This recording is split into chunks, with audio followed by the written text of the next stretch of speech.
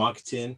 And I'm Janine Danzy, and we've been married for 12 years. And I am a full-time home educator, and I have a business, J Danzy, where I make handbags and purses and fashion accessories. And that's it. See, only the best on camera just talk, Jeez. Jeez. Okay.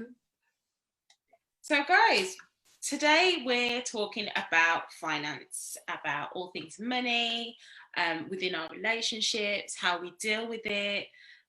It's quite an interesting topic, hence we've handpicked some very qualified people to talk about this. So yeah, I think one of the first things we want to kick off really, how much time do we spend talking about finances within our couples? Like, just roughly, do we talk about it every day? Do we talk about it like maybe at the end of the month? You see, sending for me already, I didn't say anything, I saw the slide look. So she knows what's coming, that's why. I am that person who, when you're out and about and you're shopping and people are trying to call you and say, oh, excuse me, can you tell me what who you do this with? Or can you, I've got a way of helping you with like your finance. And I go, sorry, not me. It's my husband. Don't do anything. I don't have nothing to do with it. Sorry. That's me. No, I think I don't think we talk about it all the time. Like, we don't talk about finances all the time, but I guess we have a conversation about it. Yeah. And then we kind of just leave it. And I don't think we revisit it again until something changes. Yeah, probably. Unless it's something big, then it's kind of like, what are you looking to spend all that money on that for? That sort of conversation. Or do we really need it? That sort of thing.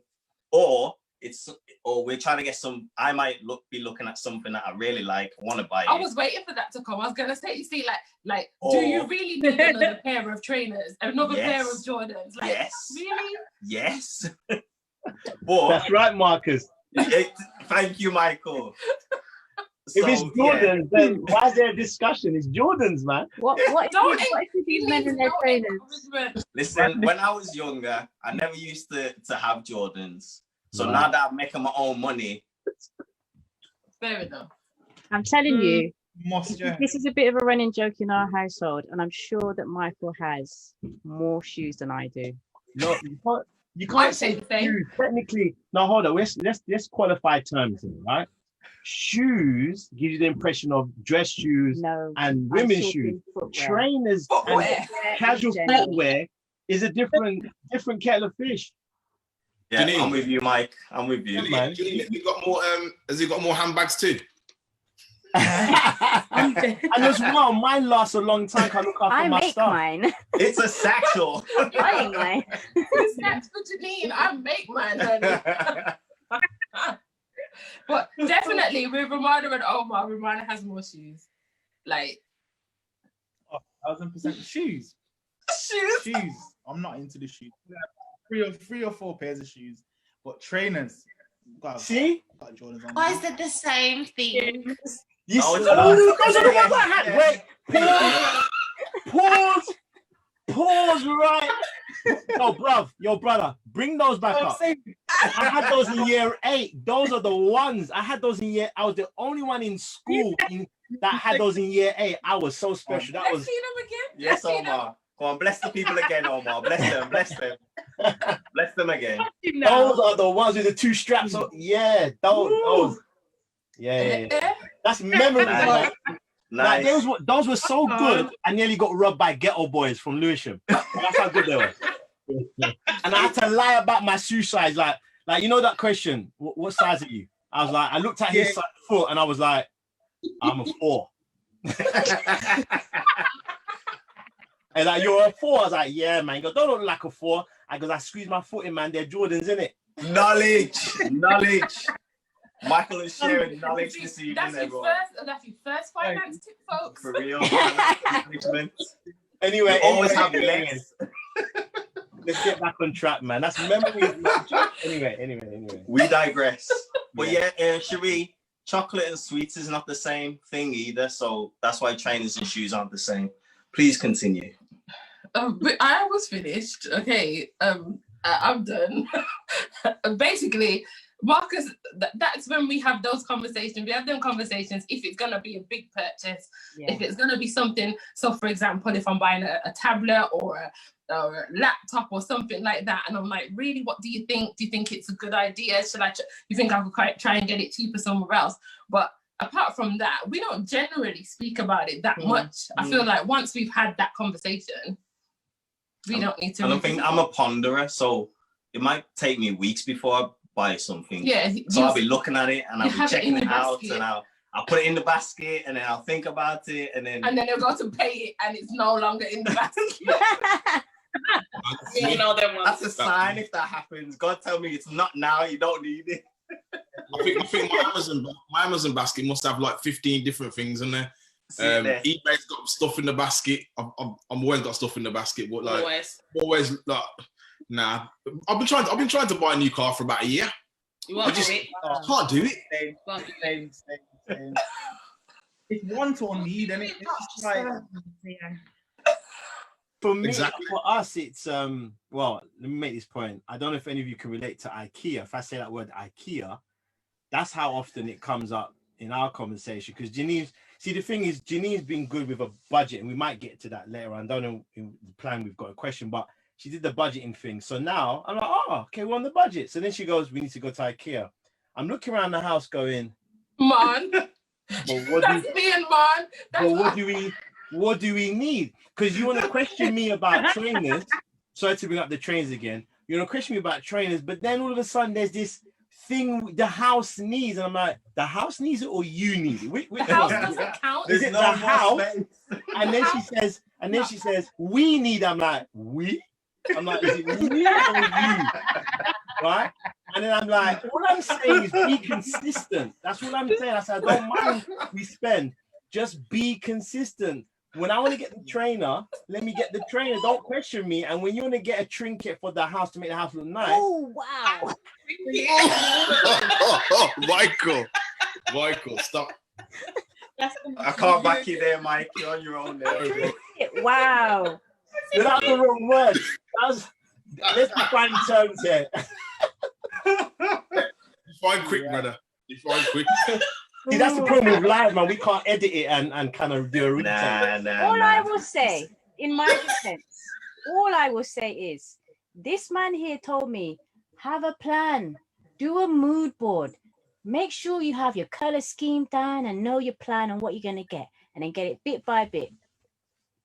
As a dutiful wife, I did such. So when I say we're going to need to go IKEA, it's because I need to get the things that's on my plan. But I don't see no mood board. Where's the mood board? It's in my head.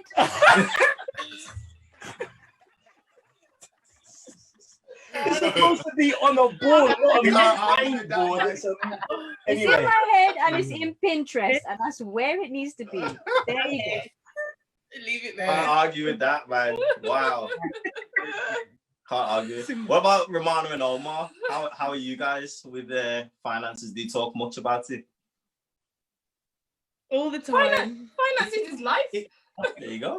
I think it splits between a want and a need. No, it doesn't. I think it has to split between a want and a need. If you guess it, bro. Just talk straight on the tip. If you need it. Omar, guys, works in finance. So Omar talks money. AM, PM, ZM, EM. All hours of the day. Like, it depends on the conversation. It depends. I think it's just in him now. I'm used to it. Like if we're talking about loans and lending and things like that, then yeah. If we're talking about budgets and like personal stuff, nah, not really. I think every month, hands down, every month I'm on budget. Bam, bam, bam, bam, bam. What we're doing, so on and so forth. I think it's important. It's very, very important. But I think if you go into fun and go and grab things here and there, because Mom's a spender. So she will love a shop. She will love the IKEA. She will love the go out and go on the range or B&M and things like that for the house. 100%. You know, the budget's there. Go and do your thing. And I think it's good to have a little bit of like give and take flexibility, but as well as obviously having a bit of a Structure. But if anything's being bought that doesn't fit the budget, roller coaster. Yeah. Isn't it?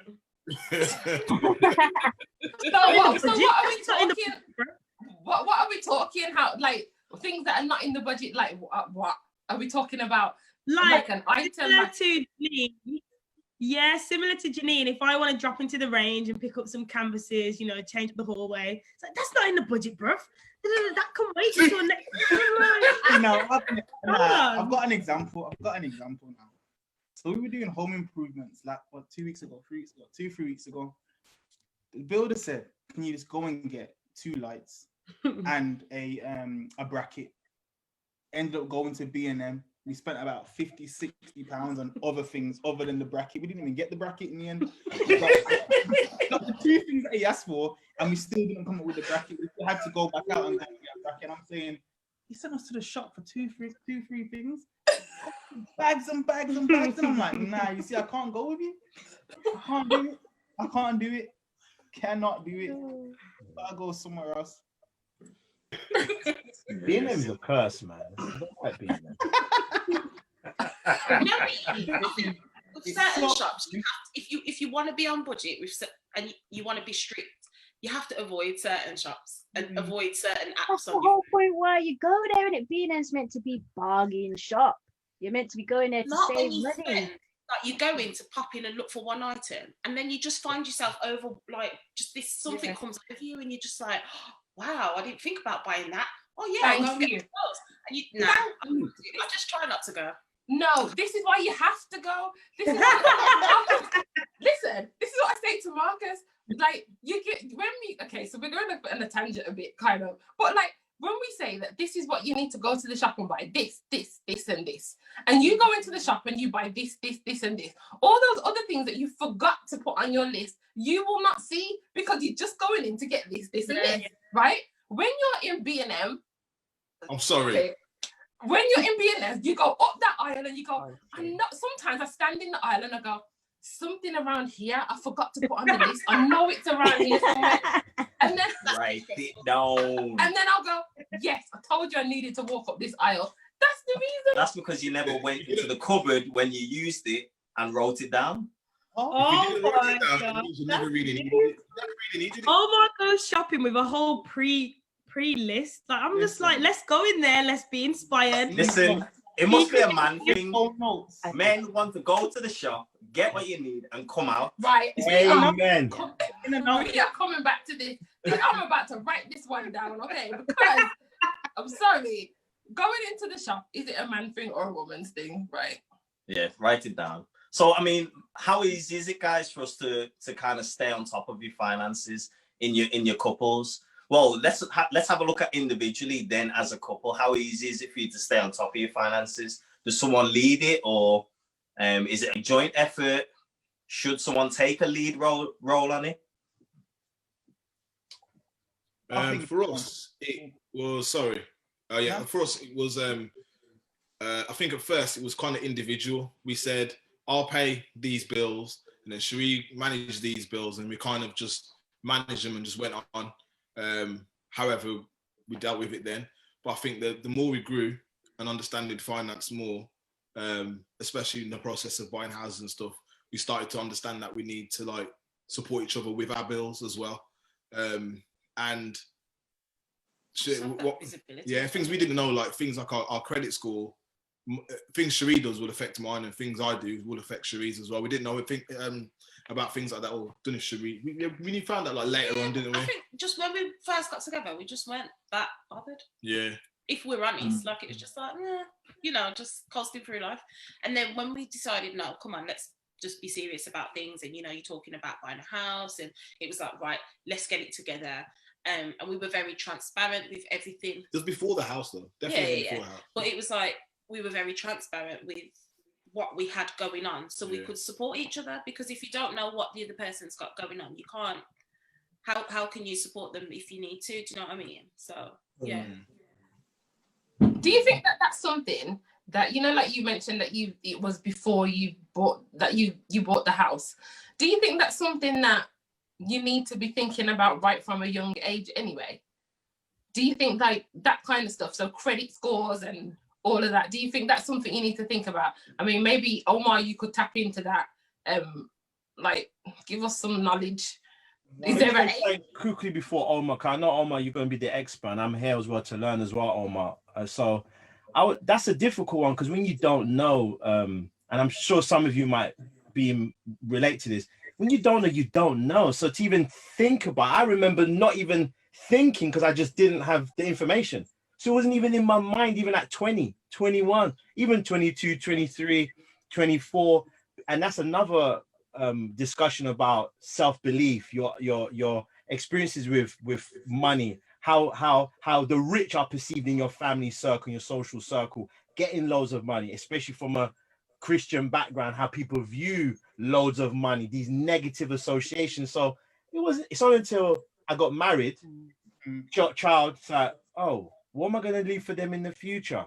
And then I realized my lack. But before, it was just like, I can never, for me personally, I thought I could never afford a house. That's never going to happen in a million years. That was my mindset. It's very negative. So it's difficult for me to personally say, yeah, you have to, because if you don't, there has to be either some event to make you start thinking, or someone to tell you, look, you need to start thinking about your future and your children's future, or well, this is it exactly. That's exactly it. Because I was asking on the basis of, is there an age? Is there an, like, you know, your parents would open up a bank account for you, or so? Does it count from then?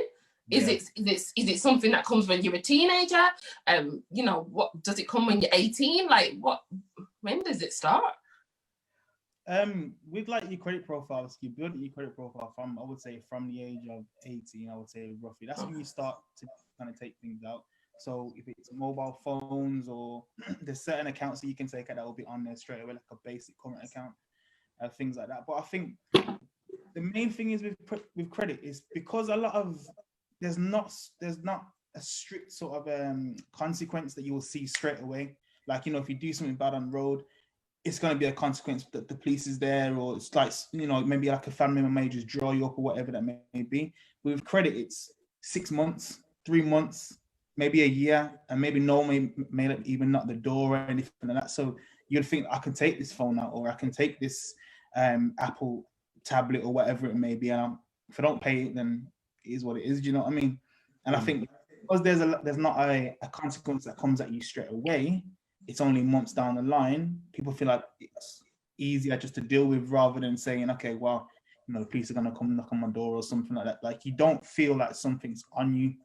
And I think that's the thing, that when it comes down to your credit scoring, when were younger and parents weren't allowing you to kind of understand what it was, you probably were just thinking, I can just do this and I can do whatever and everything could be okay.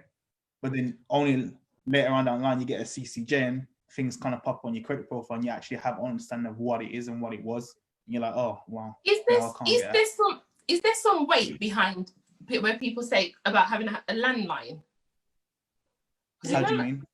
So like when they, like, people always used to ask you, oh, do you have a landline? If you were, I don't know, if it's something to do with a car, store card, anything like that.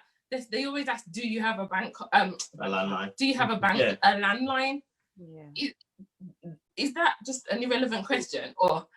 Like, you know, like on your credit profile, you have something called a public utility. It could be a mobile phone, gas, electric, water rates, or whatever. Counter tax at times. And these are the things that will be like, okay, well, you'll miss a payment. You will never get a letter through the post or whatever, but it will appear on your credit profile. Right. A mobile phone has I think it's called a communication supplier. Same thing with a tablet or whatever that may be. Sometimes it comes as a loan. You miss a payment, it appears on your credit profile. Like, a lot of these things are tracked. Yeah. You know what I mean? So when you've got to be like, okay, well, you've got to be very vigilant. That's why for me, like, when you guys were talking about who took the lead, because I work in finance, I was like, man, we need to make sure everything's speak and span.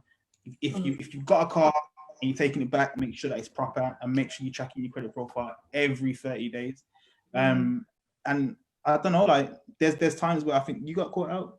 You got caught out for like 3 months, and we made sure that was fixed rapid, because, you know, as we all probably aware now, your credit profile is just a representation of who you are and your reputation of how quick you can pay money back, basically. I mean, in answer to the landline thing, from my experience of working a little bit with cards and that, that's kind of a security thing, because you don't want everyone coming in with a mobile and then you lose your mobile or get rid of it, then they can't trace you. So the landline is kind of an additional security feature for stores and whoever else, for them to know, well, yeah, this person's got a fixed address, they've got something coming in potentially if they're in a house and all that sort of thing. So yeah. Okay. So what about 5 different incomes? Have you guys heard the saying of, if you have 5 different incomes, then you're someone that's going to be successful? Do you agree with that?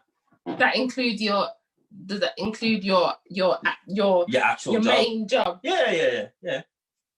Have you heard that before? I've heard of multiple streams. Yeah, I've heard of multiple streams, but not necessarily 5. Yeah. Like, is it 5 as an individual or 5 as a couple? I guess, I don't know, just 5. I guess it could be as a couple. Yeah. I would say that it depends, because you got quality of life as well, isn't it? It's better to have one stream that's making you balling, you're working together, you still have time, spend time with the children, then you got 5, and then you're just having to work. If you can manage that 5 and still have the quality of life, then all power to you, man. That's excellent. That's massive. But that's them entrepreneurs right there. Yeah. That's that man life right there. Yeah, man. We'll come on to that in a minute. Maybe she did say she was a gangster in a good way. I think all mothers are gangsters, to be honest, to give childbirth in the first place, and then to, put up with us sometimes. But anyway, yeah. That deserves a clap. Well done. That was good. Yeah, I'll just say I think it depends. Like the quality of, that's what I'm learning. That even like I'm working on my business, but as guys, we're like this. When we're on something, don't disturb me, don't come in my room. Like, you're focused, but then that focus can be also a weakness, because you can spend too much time. So I would say if you can manage it, then yeah, man, that's amazing. If you can have 5 streams of income, even 2. Jonathan, what do you think? I think that's just ridiculous to think you can have a family and a bit mad. Have 5 streams of income. I mean, well, starting to have 5, starting it up. If you, let's say you've got 2 businesses and you're working 2 different jobs, or 3 businesses and you're working 2 jobs, I guess starting it all would be difficult. But if you've got 3 businesses and they're self-sufficient, they're being self-sufficient, then I guess it's a possibility. But that process and getting them started, remember, like, it takes 2 years before you to even, 2, 3 to 5 years to break even. So you'd have to be putting a lot of work into your business and into yourself. So I don't see how you'd have time for anything else. I think you'd have to do that without kids. Then maybe you can both do it. Like, set it up first. Yeah. Set it up first. I think multiple within your couple is, of course, going to be better than just 1 or just 2. Like, of course it is.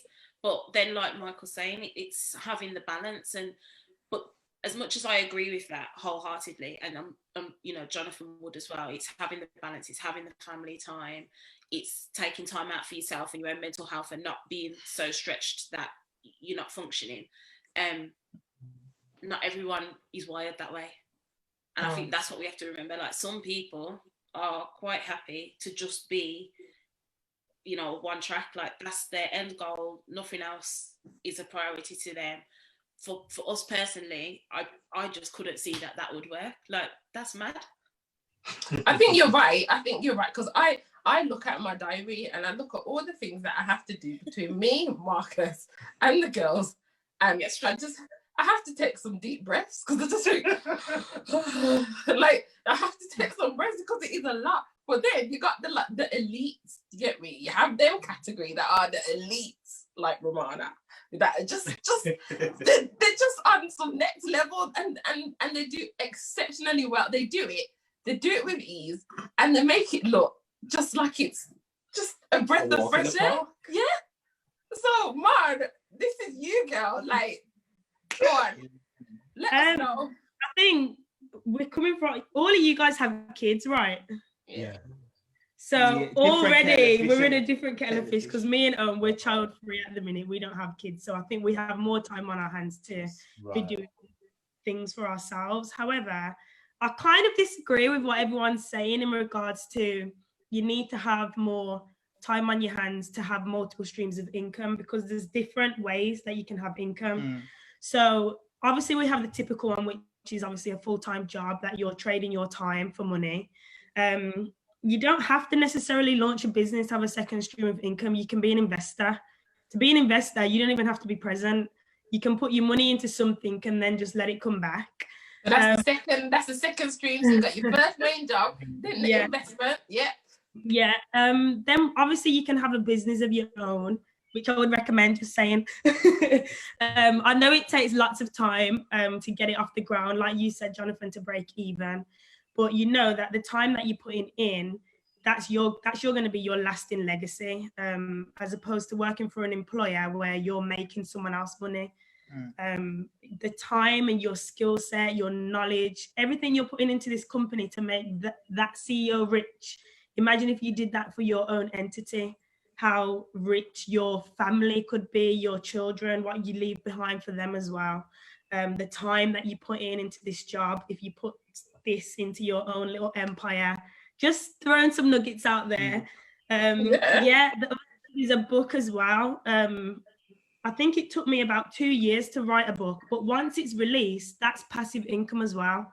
Because once you've released it, you don't necessarily need to do anything with it. It's on Amazon, it's on your website, and people just continue to buy it forever. So that's also another stream of income. So it's not necessarily a case of you need to have the time to make this money come back to you. You can have certain things that take up your time, but then there's other things that, okay, that's making me money and I don't even have to look at it or think about it, which can be product selling. It's on your website and you drop shipping. Lots of different things that you don't really have to blink, and it's just making you peas, kind of. Okay. She's sick, you know. She's sick. She's sick. Like, how young were you when you even started this one? I started my first company when I was 17, and then I went to uni and I got into a full-time job. The biggest mistake. I was just so unhappy. I needed to experience that, if that makes sense, to kind of know how hard I need to work to earn that salary that I was earning full time by myself, self-employed. So how long did it last? 3 months. Shut up. Take that nugget back. It was good though. I think looking back from where obviously Mom's come from to where she's now, everything just kind of seems a lot more streamlined. Like you can see, like she's been working on it for such a long time, even though from such a young age, but for such a long time, it's just streamlined now. And then now when she's doing different things, it's like, oh, you're doing that now? Oh, okay, no problem. And there's something else that comes probably the other year, and it just keeps rolling. It just keeps rolling. Like, so just for example, 5 is nothing. For example, sorry to cut you, Dee, Marcus, Jonathan, and Sheree. Just like how we've got this platform here, Can We Just Talk? We're recording the videos. They're going onto a site. If you wanted to monetize off them eventually, because it's you guys' time and effort, etc., and people are like, you know what, I really like the content that I'm learning. You could have like a private hub where all the videos go, and it's like pay a monthly subscription of A, B, and C and get 30 minutes free marriage counseling. You guys only need an hour. Janine could drop the plan in her head. Pay a monthly subscription, get all the content. That's also a way of getting income, and you guys only need to record for an hour, put it on the stream, and it's there. Or it could be a course. All right. Can we just talk on this soon? It could be a course. Can we just talk course? That one. Online that course. One. Yeah. There, so they start stealing our idea. Okay, we'll stop now. Well, you know what, though, guys? Marcus, what she's saying is true. No one can steal your idea because it's a brand. You've got a brand. So you build the brand. Look how many orange juices there are when you go to a shop. It's the brand that people are buying, not because there's like 10, 20 different types of orange juices. So what she's saying, right on the money, man. Like, you should talk to her, man, seriously. Because listen, I talk to her regularly. All right. Good. So, you know, everyone watching. To see some consultancy fees coming your way, babe. Man. Yeah, man. Ramana's throwing it out there to everyone. The income doesn't have to be something that is a full-time job. It could be something you enjoy doing. I was just about to say that, taking it out of my mouth. It's got to be something you enjoy. And if it's 5, 6, 7 things that you enjoy in little pockets, go for it. Go for the gold. Man. Yeah. Jeez, you know, have your notebooks. Everybody watching, you know, I hope you get your notebooks and taking notes. Because like they're at school today. Jeez. Right. So Janine, what or who inspired you to start your business, or to start, because I know it's something that you're passionate about, it's something that you enjoy doing. Tell us a little bit more about the journey. Well, the inspiration to some degree was this person. Oh. To give a quick backstory, since I was little, I've always enjoyed making things. Like I remember making clothes for my Barbie dolls and turning an old pair of jeans into a bag when I was about 17 or so. And then that jean bag you made for, that was really good, man. I was telling you from then you should have saw what was going on. I was like, no one's doing this, man. You should sell them. Anyway, sorry. One thing with Michael, Mike. He's a secret Dell boy. It's my. Do they even know him? Do they even know him? Oh, only Fuzz and Horse. Yeah, man. Come on, Rodney. Come on. But when I was working at a university, I was a learning technologist. So my job was making things, but digitally. And it came to a period of time where we decided that I was going to leave full-time employment and be home with the kids. So technically I'm educating them. That's my main job. But at the same time, I think it was one of the summers not long before we decided for me to leave work. We'd been invited to several weddings, and I'm the mum that wants the whole family to be matching. So why not, please? Why ever not? No, when I did that face, is why ever not? Now, when I did that face, it's not that I don't know. That's good. It's Janine will try to think of too many things in a short space of time. So when we was getting matched, like, I'm going to make my own dress. I looked at her like, really? You ain't got the time. I'm going to make this. I'm going to make that. I'm like, really? Oh, my. Sounds like fun. So I like the fact that Janine can make, and but then, I'm going to make this. But she gives herself this, and I know she's going to get stressed. And I'm like, Jay, organize, plan. I'm about planning, organize, I'm a bit pull it down, and then, she's too off the cuff. And then the thing is, if she was off the cuff and she could work under pressure, it's different. I can work under pressure. Stress, I can put something out. Jay, she's getting stressed, and then she's looking at me like she needs help. And because what I want him to do is just like, Janine wants to make this thing. Let me herd all the children over here and leave her. Let her have a little bit of time. That's another discussion. That's why I keep saying. Anyway, sorry. Did you that card, Mike? She drew the card. Answer the question. Go on. I want you to answer the question. Go on. Anyway, I detest trawling the shops, trying to find all the bits that I want to find, and I can't find it. Because it's usually, I can't find it in the right size, the right shade, the right cut to go with whatever. So I decided I'm not doing all that. I found a pair of shoes. I was like, right, I'm going to make a bag to go with these shoes because I have no way I'm going to go trawl the shops to try and find this bag. And it started from that. I made the bag. I made my outfit. I made the girls' outfits. And I made Mike and Sol a little bow tie that was going to match. We all were color coordinated. And then Michael was bigging this up for everybody. And I'm like, okay. No, but wait. Just quick. Just quick. When I saw the bag, I thought she bought the bag. Okay. So imagine your own wife, you're seeing the bag. Oh, that's a nice bag. It goes with your shoes. How did you even find a bag that goes with your shoes? I mean, what's the likelihood that she goes, I made it? Now imagine you're your wife or your partner, right? And they go, they made it. What would you do?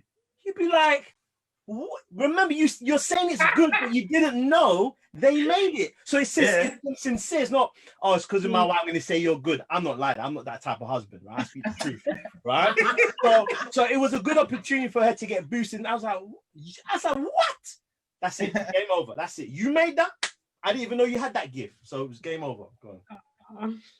So then he was like, right, you need to make these to sell. So what you're going to do is you're going to take a picture, and if it gets this many likes, 100.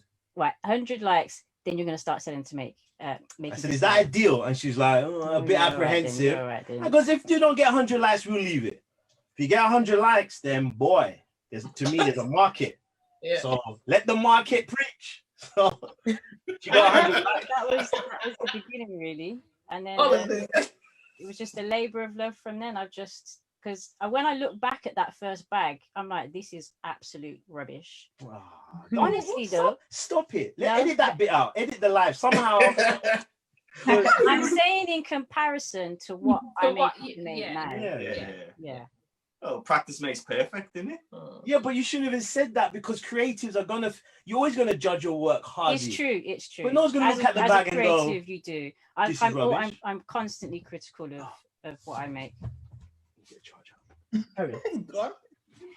He needs to plug in the laptop. I thought you went to get the bag. Oh no. Honestly, sometimes it's a tiny bit embarrassing, because people get visitors to the house and he'll be like, oh yeah, Janine made this, didn't she make? Janine, go and get that bag. Go and get that bag. Look, I'm proud of you.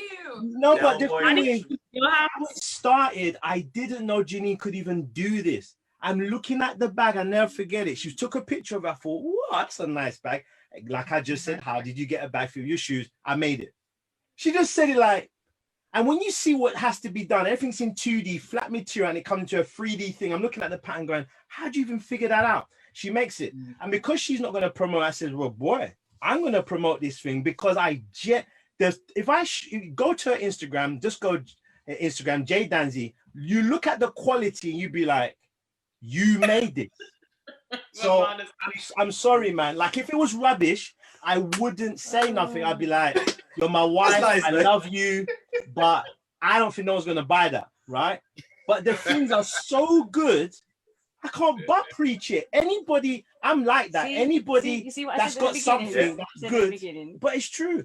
I feed off other people's success. When I see someone who's got a talent, a gift, anything, I feed. It gives me so much pleasure to be like, yo, do your thing, blah blah blah. That's just in me naturally, and especially for my wife, it's 100-fold. So I got Michael Khaled Danzy. That's what I'm calling you, Michael DJ Khaled Danzy, hype man, the hype man. So Omar, have you got any like gems or knowledge as to how to make us like financially literate, make us know what we're doing with our money?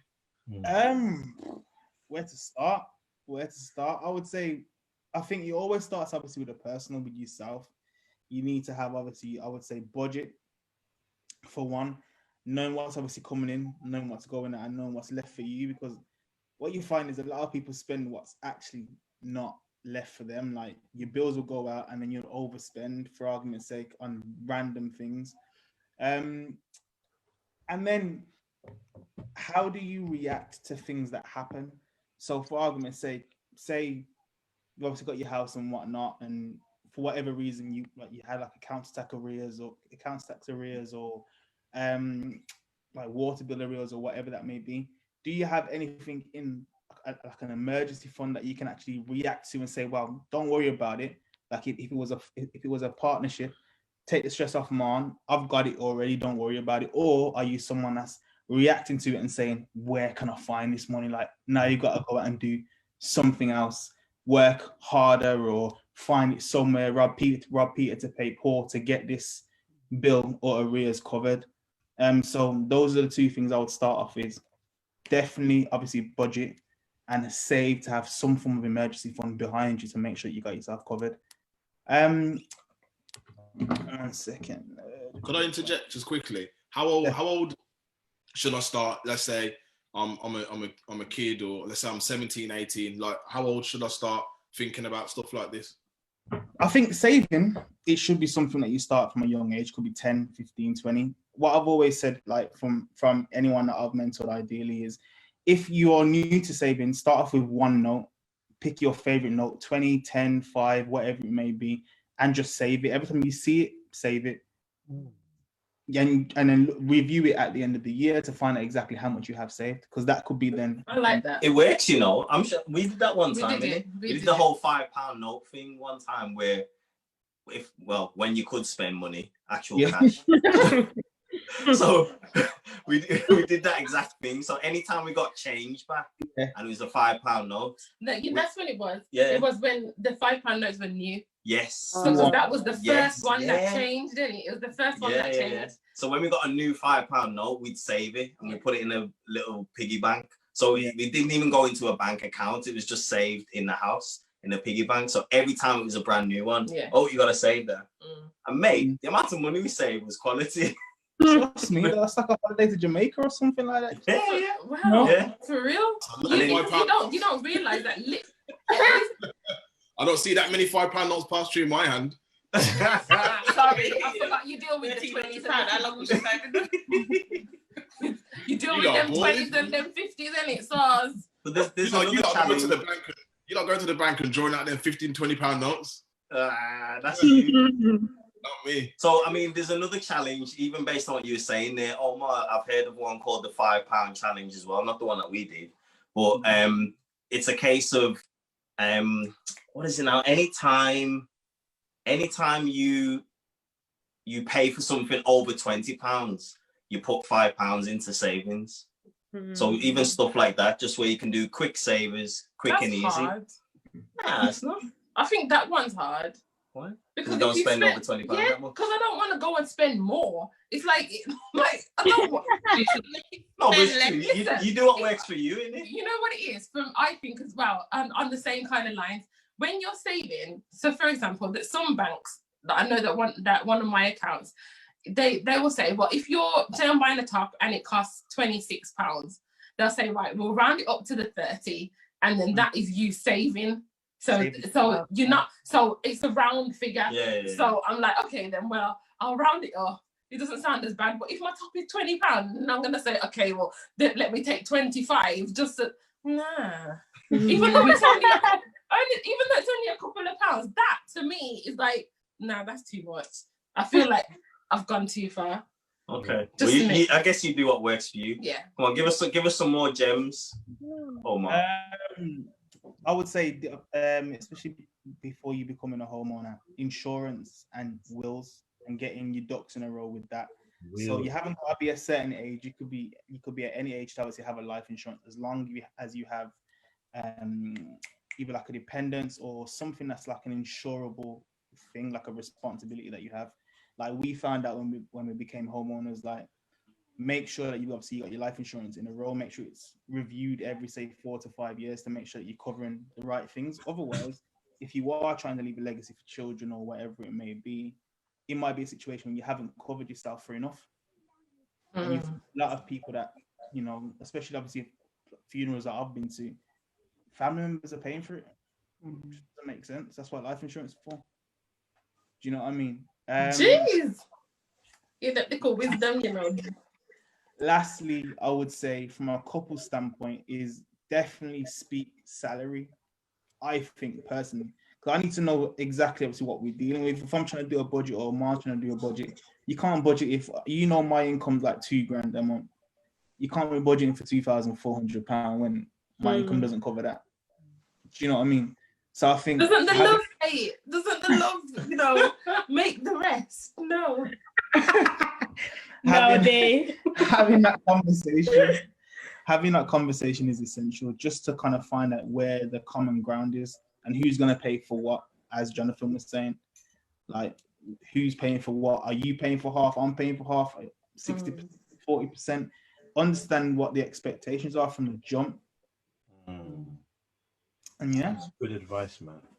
Very good advice. Do you work in finance by any chance, Omar? Weekends.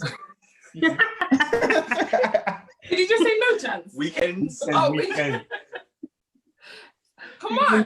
Can you tell us some more about your business. Tell us about what you done.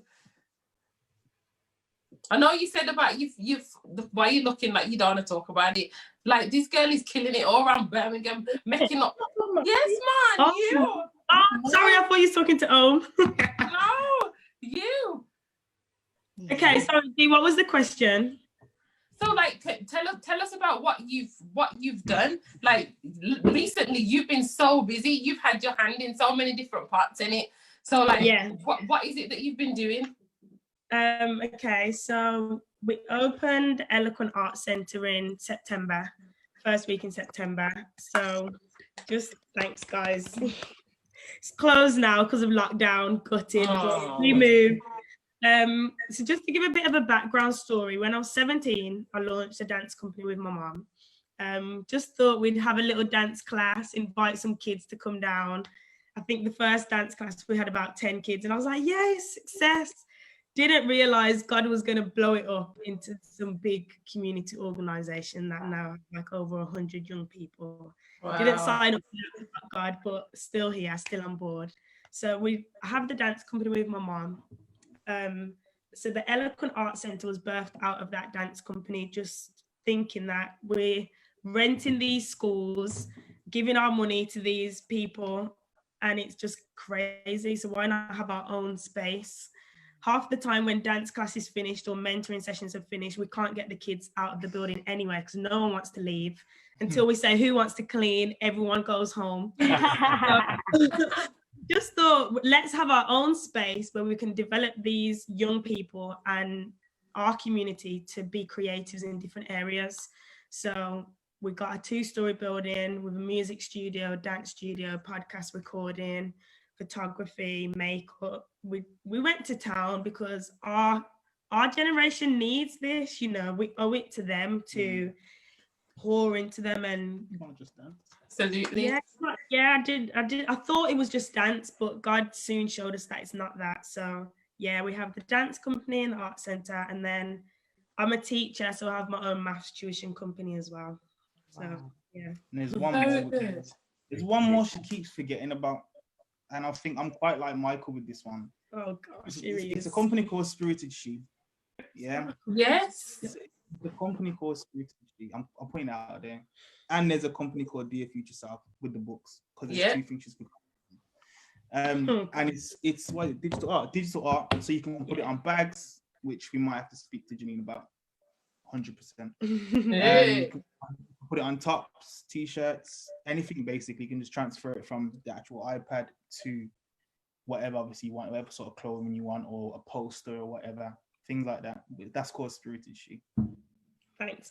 Yeah. No, but it's good because it's inspirational. So basically, Spirited She, it's like, you put out like devotions to empower women and to empower young girls. I mean, your book that you wrote, Dear Future Self, that's it's almost like a little journal that young people and grown folk as well, you know, because we use it too. We just reflect, and it's journaling. It's what have you done, what have you achieved, you know, looking back on your blessing, the way how God feeds through it as well is just so nice, and it's really good. So don't play it down. It's really good. What you're onto. No, but for true, you know what God bless, no man curse, man. You walk in it. There's a reason why Psalms 23 says, "My cup runneth over." That used to confuse me. I'm like, why would you want your cup to run over? Like the imagery. But until one day you experience it, you go, oh, like I poured some smoothie the other day. I was getting right to the top, and I was in the kitchen screaming, going, "Oh, can I see if I can put it right to the top?" Then Aisha came in with her big lip, like trying to get it to run over. You know, so it's man, yeah. I'm really excited about what you shared, Roman. Really powerful. Yeah, no, everyone's doing big things, man. You know, it's good to see everyone prospering in all that they're working at. And I think again it goes back to that most important thing, even about those full-time jobs.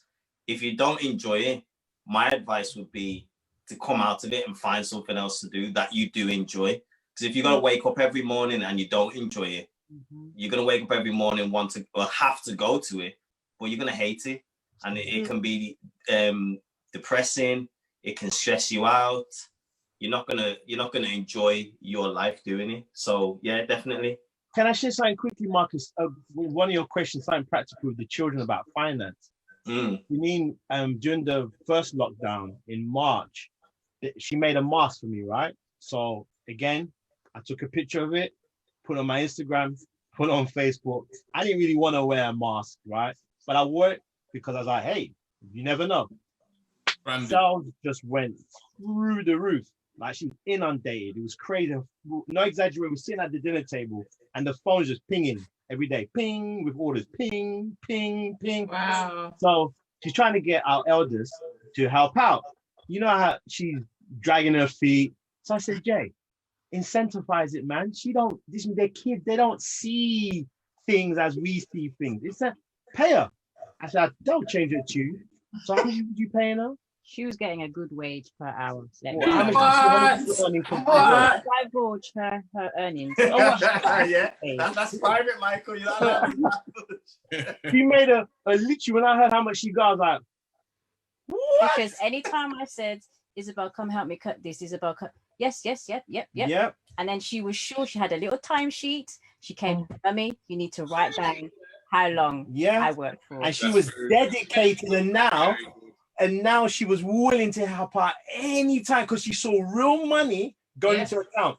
And now she's got this stash of money just sitting there, right? It's a lot of money for an 11-year-old, right? Because that's how much orders she was making. And I said, you see that? And then the other two were getting a little bit jazzed. I was like Solomon getting jazzed. I was like, what do you mean, man? What do you mean, why have you got no money? Yeah, I said, I'll keep telling you, you have to work. You not come free. What? You see your sister there working hard, helping your mom. She's working. If you want to make some money, ask your mum, what do I need to do? And get paid, innit?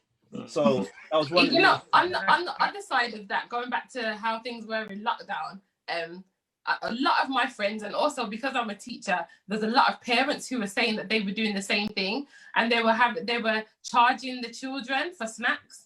Right. So they would give them an allowance, and they'd say, okay, well, this is what you have for the day. So if you want, I don't know, an apple, it costs you, obviously the healthier snacks cost less money, and the more the ones that were you know so healthy, then they would have to pay more for. And then so even that, about understanding how, like, the value of money and appreciating that you can't just open up the fridge and just nyam what you want nyam, because it's just not happening. Serious. Eat. Oh, sorry. Eat. and just eat. Just devour. No, it's true though. I mean, I love both of those examples, and that was a question that I was going to raise as well, but Dion raised it anyways. Not so much the age, but do you think it's important to teach your kids? And straight away, we've already got the answers. 100%. We already got the answers. 100%. That it's important to teach them. Yeah. Critical. If I wasn't religious, I would say that's the most important knowledge to gain. Yeah. And health. Finances and health. Because if you're not healthy, you can't enjoy your money. You may have a lot of money, so they work hand in hand. I'd rather have good health, obviously, so I can enjoy my money. But financial education is the number one. If you look at most of the problems we have in this world, it's over the abuse of money. Really. Look how Congo is the richest country in the world. It's worth trillions. But why do people broke? Money. How money is dealt, and how money is and how things are dealt with. It's all about money. Who's controlling the money and whatever. So helping our children understand the monopoly, I call it. It's a monopoly board, really. Society's like a monopoly board. All this gentrification that's taking place in Southeast London, Lewisham, Brixton, moving out all of the working class folk, people on benefits who need council housing, and getting developers money. Now, I could benefit of that. I wouldn't say, you know, it would be wrong for me if I had the opportunity to go and buy an apartment, because someone loses, someone gains in these kind of situations. So understanding how to use money, credit, finance, it's because if you don't, man, it's like we're learning by experience. Because like one of the questions you ask is Janine, who leads out the finances in our household. She done the Excel sheet, she's done the budgeting, and I just go, here's what I've got paid. What do you need? You deal with that. I don't want the headache. I work I'm focusing on this, my marketing, blah. You just focus on the finances. But that's because I didn't understand it, and I've made trying to pay off debts and all of that stuff because you're just naive, sillily naive, and it's not good when you fall on the. Yeah, so I think it's critical. So I mean, Omar, just another one from you, if possible. This might be a whole new topic for another discussion. But what about crisis management? So we all talk about money and making it. So what happens in a situation where you start to lose money or you get into a financial difficulty? How do people deal with that? Is there any information within your field that you can give to people? I think the main thing is obviously you need to plug the hole. So find the hole of where it is first. That's why the budgeting is majorly important, because you need to find out where your B&M is the hole. IKEA is the hole. IKEA is the hole. Find out the hole. Find out where the hole is and plug it as fast as possible. That'll be probably the main thing. And what that looks like, obviously, as Dee said, B&M or where you're overspending in places, try and cut it down. I would say, in terms of like crisis management, if you were, say, for argument's sake, in debt and things like that, then this is where your credit comes into it. You could probably do things like debt consolidations or balance transfers and things like that to try and kind of get yourself in a state where you can kind of gather your thoughts. Like balance transfers allow you to probably do up to £1,000 or whatever that may be, from a percentage rate to 0%, which means you're just paying it off at no extra cost in terms of interest. But a debt consolidation might include credit cards, loans, overdrafts, or whatever that may be, and you put everything into one payment with the one lender. So you take it. Doesn't doing that affect your credit score when you put everything? You go to these companies and you put everything into one consolidated in one payment. Yeah. It would affect it for a short space of time, because remember the credit's already there. So It's not like you're not making it bigger. It's that big, and you're making it that big, and you chop it down. But because it's with one creditor, for argument's sake, if you had, say, just simple numbers, £10 for a credit card, £20 for a loan, and £10 for an overdraft, but you missed one of those three payments, your credit scoring will go down because you missed the payment. But if you put all three into one, you're more likely to make that one payment. Do you see where I'm coming from? Yeah. Easier to manage, less direct debits, less of a headache, but you need to have a better credit scoring to do that. If that makes sense, depending on the amount that you built up the debt for. So I would say that would be my go-to if I was, obviously in terms of like a crisis management, debt consolidation, go-to. Right. Hey guys. I know there's some gems, man. Yeah, thank you so much. We've had some really inspirational kind of prompts from Romana and Janine. I think you've all shared some really good gems for our viewers, for themselves, to pass on to their youngers, for us. So yeah, we just really appreciate the fact that you've taken the time to. I can see Dion's light bulbs gone like off. I'm in school. No, we've just had a comment coming on Facebook saying that also we can go to Christians Against Poverty. They will help out as well. So if you're stuck in a situation, so yeah, thank you for that. Thank you for sending that in as well. Yeah. So thank you guys for coming on and sharing all of your knowledge. We really appreciate it. Thank you for having us. Thanks for having us. So, what's happening next session? Oh, okay. Yeah, next session. So, we are bringing the season to a close. So we will have on next Thursday, we will have a boys only episode where man them round table. I don't know what they're going to do. But yeah, so we're going to have a guys session next Thursday. So definitely follow and check out what they're going to be talking about. And then on the Saturday, the ladies will be doing the same. We'll be having a ladies open floor. So yeah, Yeah, so we want to talk about what you want to talk about, what you want to know. So earlier in this episode, we talked about the fact that girls and guys go in and into the shop, and we have our different ways of doing things. It'll be interesting to hear what the guys have to say about that from their point of view. And then we'll come back to it on the Saturday night to hear what the girls have to say and how they, so there'll be a lot of, but we want to hear from you. So please continue to watch what's going on our Instagram page. In the next couple of days, we're going to be putting out some questions, allowing you to kind of get back to us. So you tell us what it is that you want us to talk about. So just get involved, basically. Just get involved, and we'll try and see where it takes us. Hopefully y'all don't take it too far for us, but we're opening the door, so we'll see what happens. Cool, definitely. So, Michael, Janine, just give a shout out about your pages quickly to everyone. Let them know where they can find you. So Janine's one is JayDanzy, jdanzy.uk, and then that will type that into Google, jdanzy.uk. Google, Yeah, you go straight to her Etsy, her store, and then mine is just type in Danzy Design and Marketing into Google, and my website will come up. Danzy, which is Danzy, Danzy, Danzy, and then Design and Marketing, and you'll see my website come up and whatever. Cool. Romana and Omar, you guys want to just give a shout out about your stuff?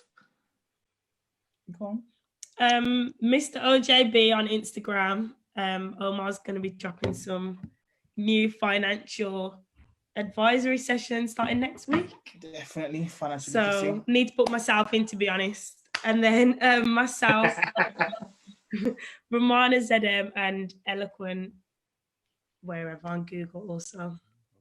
Did I get Romana again, please? Just type in Eloquent Dance on Google and all our stuff. What was you just saying, Omar? I said you got Spirited She on Instagram. That's for the digital art stuff. Spirited She. What else? And you'll find the book. And Dear Future Self. Yeah, I think you'll find the book. Tag all the tags in there. Yes, and please buy the book. Get involved with the handbags, get involved with the masks, get involved with the finance, get involved with Can We Just Talk, just go for it. And if you need the marketing man, Michael's your guy. Absolutely. Okay, so we're gonna pray to close. I know we've had messages on Facebook going, no, not so soon. But yeah, I know it's been a blessing. It really has. Just so grateful to everyone. Also to our resident hosts, Cherie and Jonathan, for just being great as usual as well. So we thank you. We couldn't do it without you. Okay. Jay, you want to close Jonathan, this? So let's Jonathan, you need to pray now. Now would be a good time. I don't know why I thought it was Marcus to pray. So I'm looking at the screen, looking at Marcus like the rest of my head, but Marcus started. Sorry. So let's bow our heads. Dear Father in heaven, thank you for allowing us to have this episode. A lot of people were blessed by it and encouraged to do things for themselves. Help everything that anyone puts their minds to put you first and put you forward, to allow it to be able to flourish, Lord. Bless us and continually protect us. In your holy precious name I pray. Amen. Amen. All right, thank you. See you. Okay, bye guys. Bye everyone. Bye guys. Bye.